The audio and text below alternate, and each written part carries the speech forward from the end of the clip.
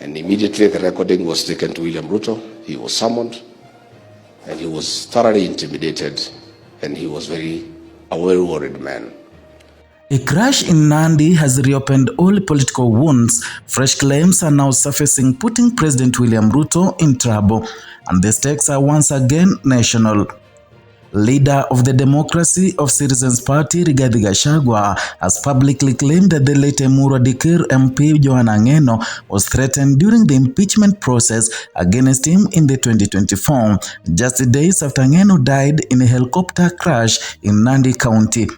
Speaking on March 1st during a church service at AIPCA Nyandarua North Diocese in Nyandarua County, Gachagua alleged that Ngeno visited him in the early hours of the morning, carrying messages he said were sent by President William Ruto, warning him of serious consequences if he failed to support the impeachment motion.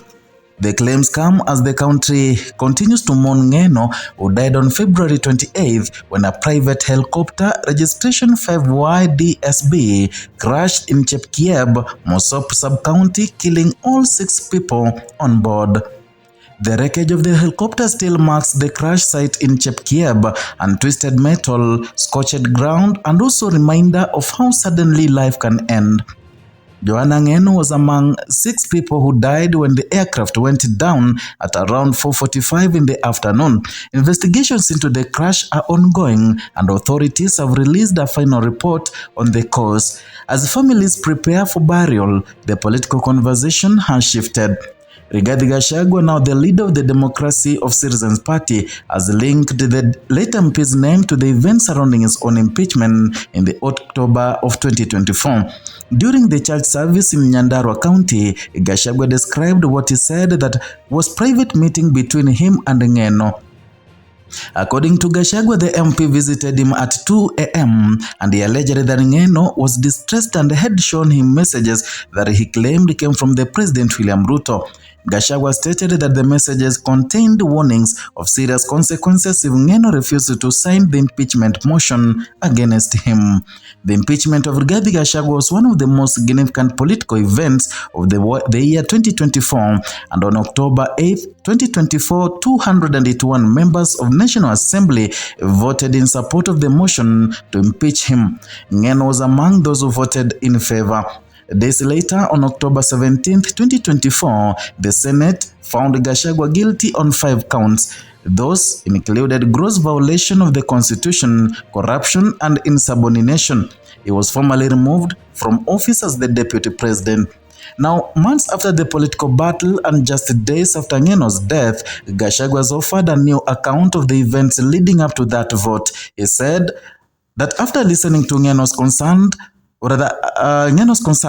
he advised him to sign the impeachment motion. He reasoned, according to his account, that the numbers in parliament were already secured and that refusing to sign would not change the outcome.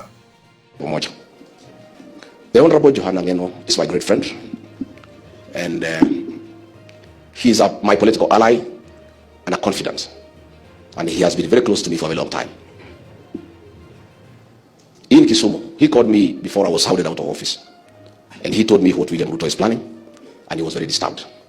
And he felt that by Ruto doing what he intended to do, he would destabilize his own government. And I was in Kisumu, he came to see me, and once Ruto learned that he was coming to see me in Kisumu, he sent the National Intelligence Service to bag my room so that he can record the conversation between me and Johanna Ngeno. And we had a big discussion, and he told me what he was going through and the way he was being persecuted. He also stated that he was concerned about Ngeno's safety and that of his family. Gachagua further claimed that the pressure was not limited to Ngeno. He alleged that Nyali MP Mohammed Ali faced similar intimidation. According to Gachagua, Ali had also received messages warning him in relation to the impeachment vote, and these are serious allegations. As of now, have been no official, or rather there has been no official response from President William Ruto or State House regarding the specific claims made during the church service.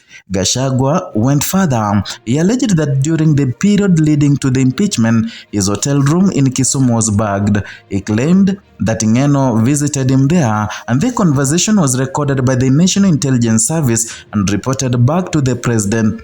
He stated that Ngeno had traveled to Kisumu to warn him of a plan to remove him from office and that the move could destabilize the government.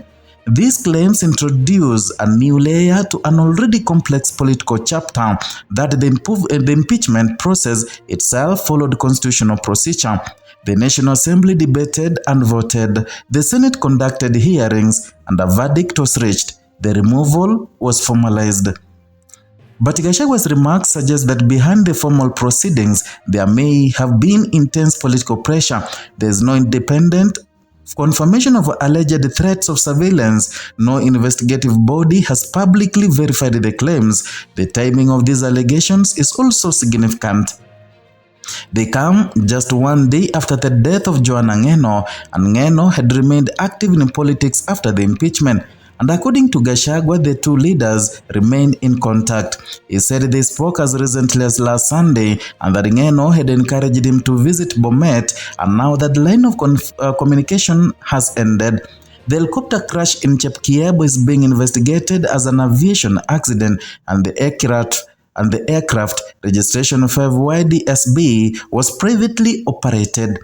It went down in Mosop sub-county, Nandi County, killing all 6 occupants. Gachagua has called for a thorough investigation into the crash. He has also said that no national body should handle the investigation alone.